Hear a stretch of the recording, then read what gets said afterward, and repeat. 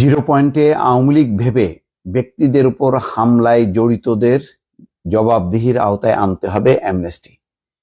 দর্শক দেখতে পাচ্ছেন যে আস্তে আস্তে কিন্তু আন্তর্জাতিক সংস্থা, আন্তর্জাতিক মহলের দৃষ্টিভঙ্গি ঘুরে যাচ্ছে। ঘোরার কারণ আছে যে জিরো পয়েন্টে যেদিন আওয়ামী লীগের কোনো প্রোগ্রামই ছিল না, মানে তারা আওয়াজ দিয়ে চুপচাপ আছে, কোনো প্রোগ্রাম সংগঠিত করেনি, কিন্তু তারপরেও সন্দেহভাজন ভেবে একে ওকে আটক করে একজন আবার বললো যে সে প্রবাসে থেকে আওয়ামী লীগ করি। তো এটার জন্য যেভাবে মারধর করা হলো, তারপরে 50-52 জনকে আটক করে কারাগারে পাঠানো হলো, এগুলি বোধহয় অ্যাভয়েড করা যেত, করলে ভালো হতো।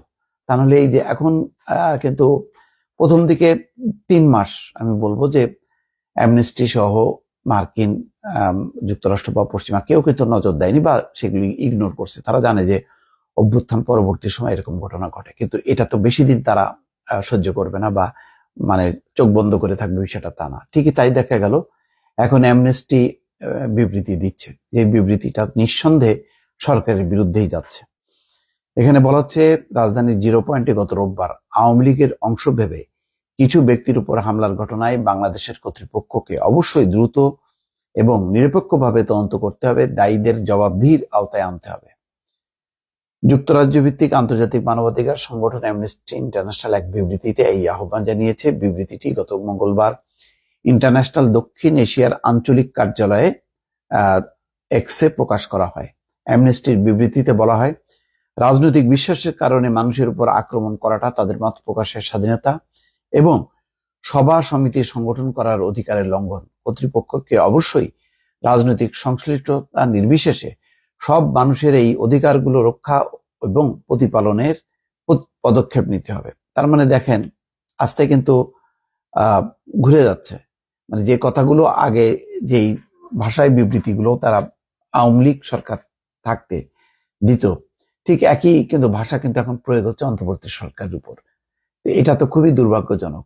আমি সেদিনই বলেছি যে যেভাবে ধরে ধরে মারপিট করা হচ্ছে, যেখানে স্বতঃস্ফূর্তভাবে মানে প্রতিবাদ প্রতিরোধের একটা সমাবেশ হচ্ছে, সেখানে অন্যরা সমাবেশও করলো না, বিক্ষোভও করলো না, কিন্তু সন্দেহ করে একে ওকে মারপিট করা হলো।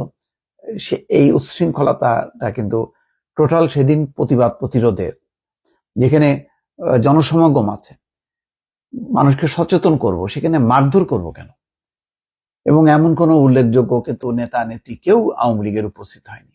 সাধারণ কিছু হয়তো লোকজন কর্মী ছিল বঙ্গবন্ধু এবং আশেপাশে, তো থাকবেই তো, মানে অন্য দলের লোক থাকলে তারা এমন কোনো স্লোগান দেয়নি, এমন কোনো বিক্ষোভ করেনি যে তাদেরকে মারধর করতে হবে।